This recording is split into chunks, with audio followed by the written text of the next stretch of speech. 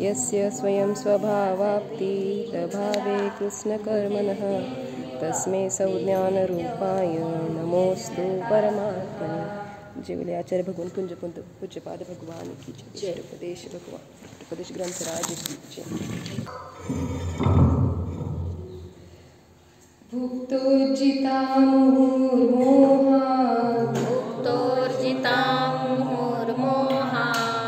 मया सर्वेऽपि पूद्गला उच्छिष्टेष्विव तेष्वद्य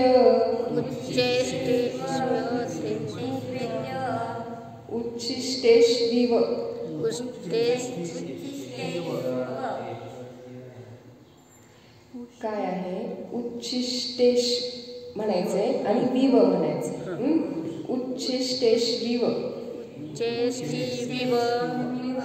तेष्वद्य मम विज्ञस्य का स्पृहा। काय सांगितलं की मी भोगून सोडलेलं आहे अनेक वेळा मोहामुळे। माझ्याकडून सर्वेपी पुद्गला, माझ्याकडून सर्व प्रकारचे पुद्गल परमाणू मोहामुळे अनेक वेळा भोगून सोडून दिलेले आहेत। सांगितलं अद्य आता मम विज्ञस्य माझ्यासारख्या ज्ञानीला मी जाणणार आहे ना, ज्ञान स्वाभावी आहे, तर मग माझ्यासारख्या ज्ञानीला तेषु ते सर्व पुद्गल उच्छिष्टा समान म्हणजेच उष्ट्या समान असताना त्याची इच्छा का स्पृहा, त्याची इच्छा किंवा त्याची अभिलाषा का होईल, अर्थात होणार नाहीच। म्हणून सांगितलं जे काही पुद्गल परमाणू आहेत ते सर्व मी भोगून सोडलेले आहेत, अर्थात जे काही माझ्या भोगण्यामध्ये पदार्थ येत आहेत त्या सर्व पुद्गल परमाणू त्या सर्व पुद्गल परमाणूंनी बनलेले आहेत त्या सर्व पुद्गल परमाणूंना मी अनेक वेळा भोगून सोडलेलं आहे। म्हणून मग आता असं कोणतंही राहिलेलं नाहीये की ज्याला मी भोगलेलं नाही। म्हणजे त्यामुळे सांगितलेलं इथं पंचपरावर्तनाचं चिंतन करायचं की असं कोणतंही द्रव्य नाही जे मी ग्रहण केलेलं नाही, कोणतंही पुद्गल परमाणूमधलं असं कोणतंही क्षेत्र नाही जिथे मी जन्ममरण केलेलं नाही, असा कोणताही समय नाही जिथं मी उत्पन्न झालेलो नाही, त्या समयामध्ये मी उत्पन्न झालेलो नाही असं। आणि त्यानंतर भाव तर काय आहे की असं कोणताही भाव नाही, फक्त 32 सागर आणि 33 सागराचं आयुष्य जर सोडलं स्वर्गामधलं देवगतीतलं तर बाकी 4ही गतींमध्ये मी अनेक वेळा जाऊन भ्रमण करून आलेलो आहे। आणि काय सांगितलं भाव, तर भाव काय आहे की एक भी असा भाव राहिलेला नाही ज्या परिणामामुळं मी कर्माचा बंध केलेला नसेल, असे असंख्यात भाव मी केलेले आहेत, करत आलेलो आहे। तर अशा पद्धतीने त्यामुळं काय होतं, ज्ञानी ज्यावेळेस पण भोग भोगतात त्यावेळेस काय होतंय ते विचार करतात की ह्या सगळ्या भोगांना तर मी अनेक वेळा भोगून सोडून दिलेला आहे, तर मग ह्याच्यामध्ये त्यांची आसक्ती राहत नाही। अनासक्त बुद्धीने ते काय करतात, ते भोग भोगतात। तर मग पुढं काय सांगतात इथं की शिष्य विचारतो की हे पुद्गल का बांधले जातात, जीवाचं आणि पुद्गलाचं बंध कसा प्राप्त होतोय, म्हणजे कशा पद्धतीने त्यांचं बंध होतोय। तर मग पुढे आचार्य सांगतात आपल्याला 31वा श्लोक। कर्म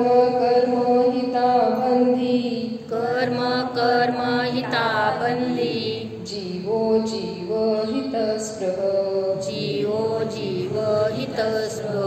स्वस्वप्रभाव भूयस्त्वे स्वार्थं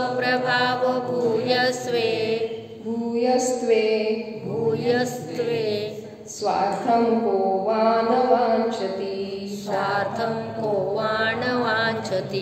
कर्म हिताबंधी जीवो जीव हितस्पृह स्वस्वप्रभाव भूयस्त्वे स्वार्थं को वा न वाञ्छति वांछती. काय सांगितलं बघा ह्याच्यामध्ये की कर्म आणि पुद्गल ह्या दोनची चर्चा घेतली ह्या श्लोकामध्ये. तर काय करते, कर्म आपला प्रभाव वाढवायचा बघते आणि जीव आपला प्रभाव वाढवायचा बघते. म्हणजे काय, कर्म कर्म हित आबंधी, म्हणजे कर्म कर्माचा बंध वाढवण्यासाठी प्रयत्न आहे आणि जीवाचं हित करण्याची इच्छा करतोय. स्पृह म्हणजे इच्छा करतोय. मग सांगितलं काय की स्वस्व प्रभाव भूयस्वे, म्हणजे स्वस्व म्हणजे आपल्या आपल्या प्रभावाला वाढवल्यानंतर स्वार्थम कोण वांछती, म्हणजे कोण आपला स्वार्थ साधून घेणार नाही. ज्याचा प्रभाव जास्त तो स्वतःचा स्वार्थच बघणार ना. मग जसं कर्माचा प्रभाव जर जास्त असेल तर काय होणार, कर्म आपला परिवार वाढवण्याचा प्रयत्न करणार, अर्थात जास्त कर्मांचा आश्रव बंध होणार. कर्मांचा परिवार वाढणं म्हणजे काय, कर्माश्रव होणं आणि कर्मबंध होणं, त्याला कर्मांचा परिवार वाढणं म्हटलं. मग परत काय सांगितलं, जीवो जीव हितस्पृह, म्हणजे जीवाने काय केलं, जीवाचं हिताची इच्छा करतो. पण आपण काय करतोय की अनादी काळापासून काय करतोय, संसार परिभ्रमण करतोय. म्हणजे जीवाचं हित करण्याची अर्थात आत्म्याचं कल्याण करण्याची जी इच्छा आहे त्याची शक्ती कमी पडते. आणि काय होतंय, कर्मांचा प्रभाव जास्त असल्यामुळे काय होतंय, कर्मांची शक्ती वाढलेली राहते आणि त्यामुळे आपण काय करतोय, अनादी काळापासून संसार परिभ्रमण करतोय. अर्थात कर्म आश्रव बंध निर्जरा म्हणजे होतीच आहे ना. अशा पद्धतीने ह्या कर्मांमुळं हे चक्र चालू आहे. तिकडे मागे द्यायचे हे द्या, हे द्या, म्हणजे ते कसं थोडंसं वेगळं. पेज नंबर आणि गाथा नंबर. पेज नंबर 36 आहे, 36 पेज नंबर आहे. हां, तर काय सांगितलं की काय होते, आतापर्यंत आपण कर्मांचं जीवाचं हित जे आहे, जीवाचं कल्याण करण्याची जी इच्छा आहे त्याची शक्ती कमी पडते. आपण इच्छा करतोय फक्त की माझं कल्याण व्हावं, पण आपण काय करतोय, कर्माचं हित म्हणजे कर्माचा परिवार वाढवण्यासाठी पुरुषार्थ करत बसतोय. आपण जे काही करतोय ते काय होते, त्यामुळं कर्माचा परिवार वाढतोय, त्यामुळे काय होते, कर्माची शक्ती वाढते आणि कर्माची शक्ती वाढल्यामुळे काय होते, आपल्याला आतापर्यंत संसार परिभ्रमण करावं लागलेलं आहे. म्हणजे कर्माची शक्ती वाढते म्हणजे नेमकं काय होते की कर्मांचं आश्रव आणि बंध होते. कर्मांचा आश्रव म्हणजे काय, आता बघा, आता जे काही आहे उदय चालू आहे, प्रत्येक वेळेस प्रत्येक समयाला कर्मांचा उदय चालू आहे. मग त्या कर्मांचा, ज्या कर्मांचा उदय आहे त्या कर्मरूप आश्रव येण्यायोग्य भाव काय होत आहेत, त्या जीवाचे होत असतात. म्हणजे काय करतो, आता कर्माचा जो आहे तो शक्तिशाली आहे कर्म, आणि तो काय करतो, तो जीवाला आपल्यानुसार नाचवतो, म्हणजे आपल्यानुसार परिणमन करायला लावतो. थोडक्यात काय की समजा मिथ्यात्व कर्माचा उदय असेल, मोहनीय कर्मामध्ये आहे ना, दर्शन मोहनीयमध्ये मिथ्यात्व, तर काय झालं, मिथ्यात्व कर्माचा जर उदय असला तर काय होतं, त्या जीवाला खऱ्या देवशास्त्रगुरूचं स्वरूप ते जाणून देत नाही. मग त्या काय होतं, देवशास्त्रगुरूंबद्दल अवर्णवाद होतो. मग त्यामुळे काय होतं, अजून मिथ्यात्व कर्म बांधलं जातं. म्हणजे मिथ्यात्व कर्माचा उदय चालू आहे आणि त्यावेळेस देवशास्त्रगुरूंचा अवर्णवाद झाला तर काय होतं, परत ते मिथ्यात्व कर्म बांधलं. म्हणजे हे शृंखला, हे चक्र चालू राहतं. थोडंफार मिथ्यात्व कर्माला थोडंसं कॉम्प्लिकेटेड वाटतं. क्रोध घेऊन, क्रोध काय आहे, चारित्र्य मोहनीय, अनंतानुगती क्रोधमान माया आहेत ना त्याच्यामध्ये. तर मग काय सांगितलं, क्रोधाचा जर तीव्र उदय चालू आहे तर त्या काय होणार आहे, जीवाचे परिणाम असे होणार आहेत की क्रोधयुक्त परिणाम, अशी स्थिती येणार आहे की त्याला तीव्र क्रोध उत्पन्न होईल. क्रोध तर सर्वांना परिचित आहे की करतोय आपण. मग काय होतं, ज्यावेळेस क्रोधाचा तीव्र उदय असतो त्यावेळेस अशा परिस्थिती येतात की जीवाला क्रोध येईल. आणि मग काय होतं, जीव काय करतो, क्रोध करतो, तीव्र क्रोध करतो. मग काय करतो, तसाच आश्रम होतो. त्याच परिणामाचा, तेच परिणाम केल्यामुळं तेच आश्रम होतं आणि तेच बंध बांधला जातो. आणि मग तशाच प्रकृतीचा बंध बांधला जातो, तीव्र क्रोध प्रकृतीचा परत बंध बांधला जातो. मग काय होतं, हेच परत ज्यावेळेस क्रोध उदयाला येतो त्यावेळेस जीव तसा परिणाम करतो. मग काय करायचं, कुठेतरी स्टॉप व्हावं लागेल की, नाहीतर हे सगळं चक्र चालूच राहणार आहे. मग काय सांगितलं की ज्यावेळेस पण अशा उदय येतो त्यावेळेस आपल्या आत्मशक्तीला जागृत करायचं, आत्मशक्तीला वाढवायचं. कसं वाढवणार, तर त्यावेळेस काय जाणायचं की क्रोध करणे हा माझ्या आत्म्याचा स्वभाव नाहीच. हे आत्मन सावधान, क्रोध करणे तुझा स्वभाव नाही. तू काय आहे, शांत स्वभावी आहे. हे जाणलं तर काय होणार आहे, तिथं काय करायचं, जे काही परिस्थिती उत्पन्न झालेली आहे तिथे समताभाव धारण करायचा आहे. समताभाव धारण कधी करू शकू आपण, ज्यावेळेस आत्म्याचा स्वभाव जाणू शकू की बाबा हे विभाव करणे, हे क्रोधादी कशाय करणे हा माझ्या आत्म्याचा स्वभाव नाहीच.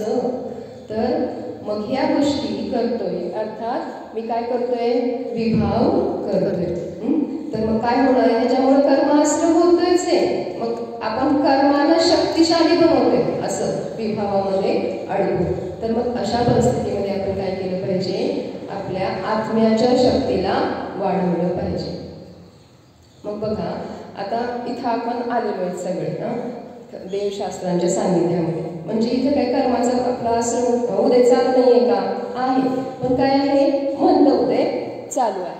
आणि अशा मंद उदयामध्ये मग काय करायचं, आपण जेवढं जास्त होईल तेवढं देवशास्त्र, फक्त क्रिया करायची नाहीये, पूजा आधी जी करतोय, अभिषेक, पूजन, स्वाध्याय, ह्या ज्या गोष्टी आहेत ह्या क्रिया न करता ते जर आपण भावभासन करून जर केलं तर काय होणार आहे, इथं जी आपलं हे आहे कर्माचा जो उदय आहे त्याच्यामध्ये कर्माची शक्ती हीन होणार आहे आणि आत्म्याची शक्ती वाढणार आहे. आत्म्याचे निर्मल परिणाम जर आपण केले ह्या निमित्ताने, पूजन स्वाध्याय आदीच्या निमित्ताने आत्म्याच्या परिणामांमध्ये निर्मलता आली तर आत्म्याची विशुद्धी वाढणार आहे. आत्म्याची विशुद्धी वाटली तर काय होणार आहे, आश्रव थांबणार आहे, कर्माची निर्जरा होणार आहे. मग हे लक्षात घ्यायचे की म्हणून अशा निमित्ताने उदय तर चालूच आहे, उदय उदय मेही रहता है.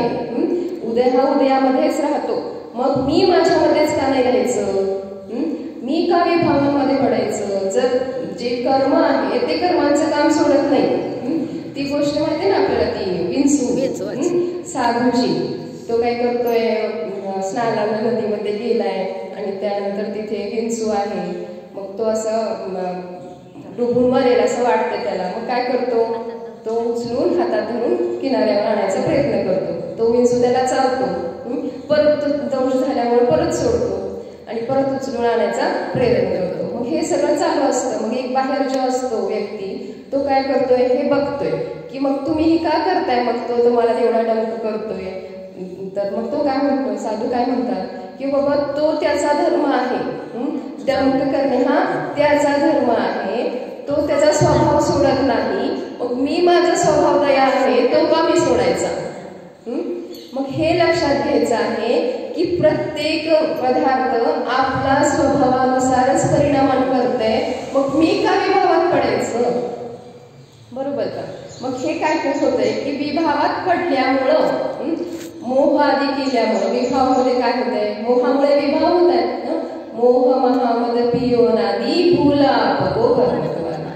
मग मोहामुळे काय होतंय, अनादी काळापासून ही मोहरूपी मदिरा मी पित आलोय आणि काय करतोय, स्वतःला भुलून स्वतःला विसरून भरमत राहिलेलो आहे, भटकत राहिलेलो आहे.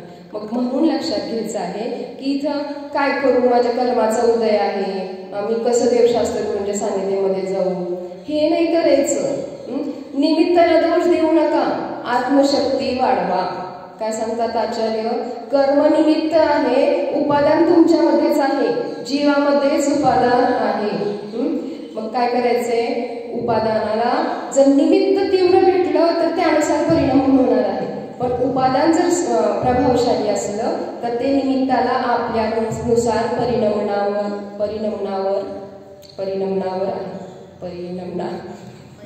परिणमन करायला लावणार आहे. तर काय सांगितलं की कर्मांना देखील तो आपल्या प्रतिकूल जे आहेत ते देखील त्याच्यामध्ये साम्यभाव ठेवून काय होणार आहे? आत्म्याची शक्ती वाढणार आहे. अर्थात काय होणार? मग अशा वेळेस जीव काय करणार? जी शास्त्रामध्ये सांगितलेलं आहे पुरुषार्थ कसा करणार? व्रत, संयम, नियम, समिती, गुप्ती, 13 प्रकारचं चारित्र्य जे महाव्रती करतात ना धारण, मग ते कशासाठी करतात? ह्या आत्म्याच्या शक्तीला वाढवण्यासाठी. आत्म्याच्या शक्तीला वाढवलं तर काय होणार आहे?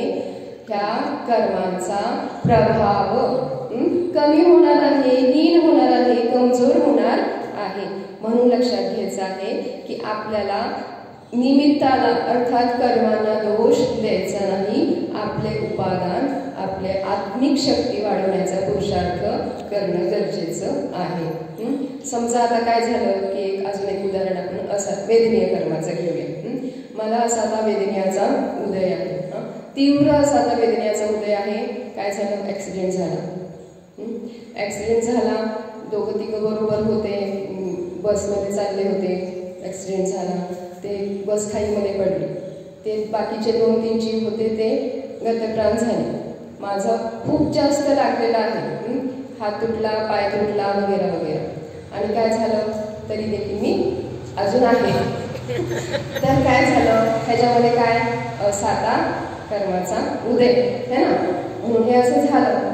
तर मग काय झालं? ज्यावेळेस पण हे असं झालेलं आहे त्यावेळेस काय की बाकीचे म्हणतात की किती लागलंय, हात तुटला, पाय तुटला, किती असाता कर्माचा उदय वगैरे असं सगळ्या गोष्टी.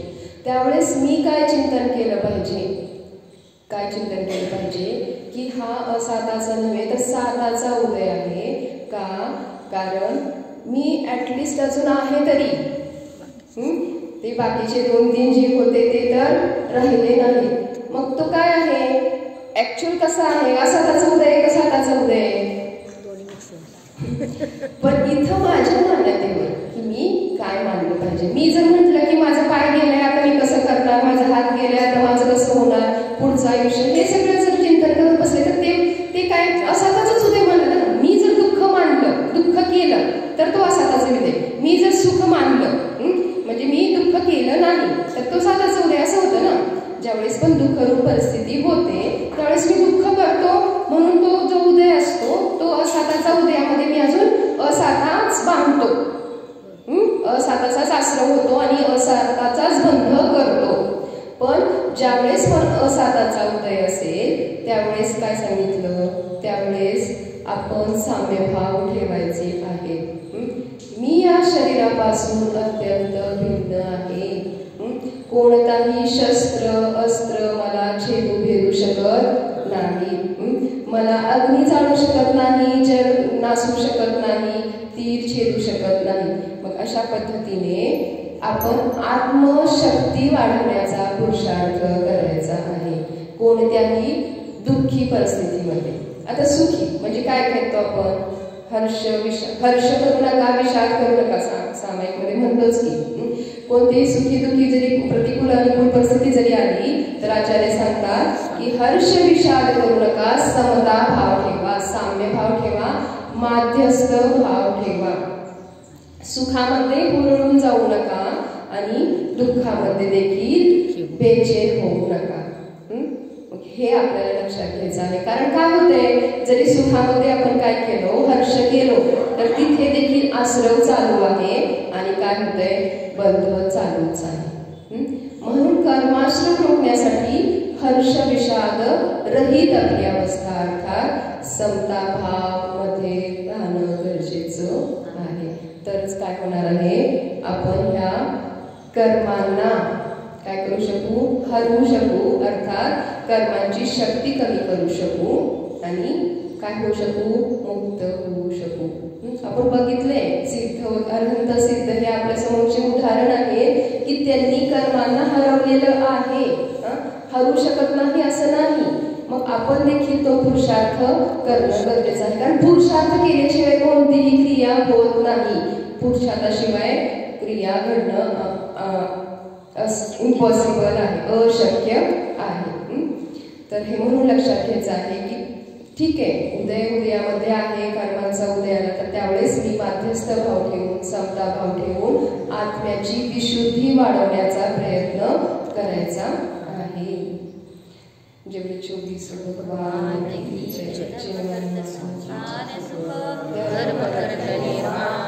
धर्मपंथ साधे विना धैर्य समान जिनवाणी के स्तुती करे अल्पबुद्धि परिणाम श्रावक विनंती करे ज्या माते मोहि सिद्धांत शास्त्र की जय जिनवाणी माते.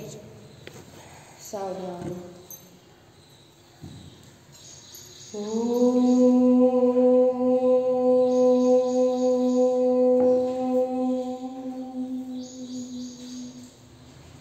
जाणा निज शुद्ध चैतन्य आत्म्याला जाणा. जो जाणीवेत येत आहे त्याला जाणायचा प्रयत्न करा. ऐकणारा, बोलणारा, बसणारा, उठणारा आदी मी नाहीच. मी तर या सर्व क्रियांमध्ये जानन जानन रूपाने जाणणारा मात्र आहे.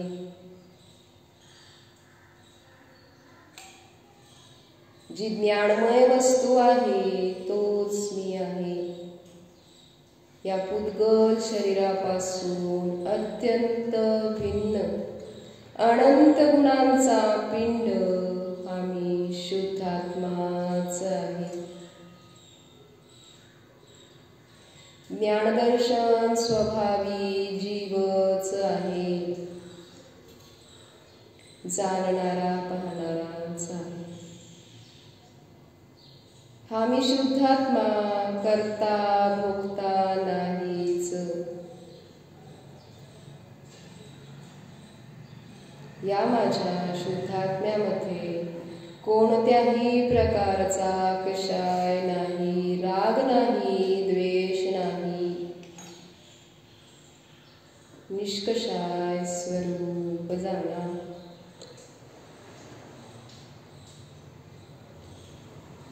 राग रहितो द्वेष रहितो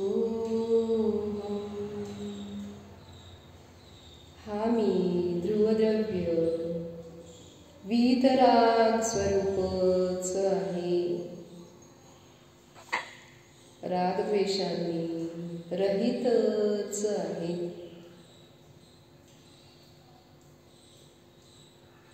समता स्वरूप स्वभाव जाणा. या माझ्या शुद्धात्म्यासाठी कोणी इष्ट नाही, कोणी अनिष्टही नाहीच. समता स्वभाव स्वरूप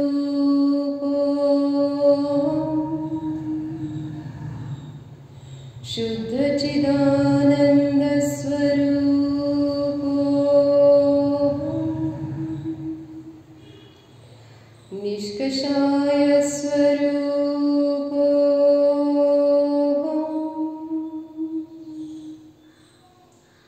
सम्यक्त्व स्वरूप शुद्धो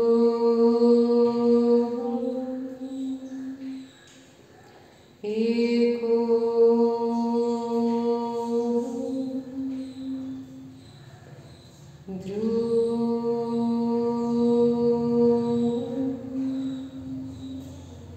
जीवो